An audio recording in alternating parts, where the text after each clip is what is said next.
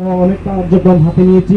আমাদের মূল কাজ হয়েছে গরিব মেধাবী ছাত্রদের সহায়তা করা এবং দুর্যোগপূর্ণ পরিবেশে বিভিন্ন দেশের বিভিন্ন প্রান্তে আমরা ত্রাণ নিয়ে গিয়েছি এবং আমাদের সংগঠন প্রথম এই পাকুন্দায় ৯৮টা সামাজিক সংগঠন আছে, আমরাই প্রথম ব্লাড ডোনার ক্লাব করেছিলাম এবং আমাদের প্রত্যেকজন সদস্য ২ থেকে ৩ বার করে রক্ত দিয়ে সহায়তা করেছে এবং আমাদের এই সংগঠনের উদ্যোগে ছাত্রদের হাত বাড়া, সমাজের অসঙ্গতি সহ বিভিন্ন সামাজিক কার্যক্রমে আমরা অংশগ্রহণ করেছি।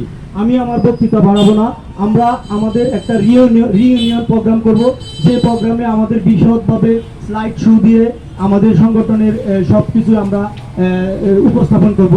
এখন আমি আমার সংক্ষিপ্ত বক্তৃতা এখানেই শেষ করছি।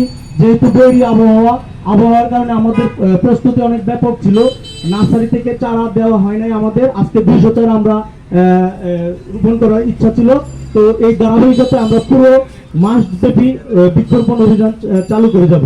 আমি সর্বাত্মকভাবে সবাইকে ধন্যবাদ জানাচ্ছি। আসসালামু আলাইকুম।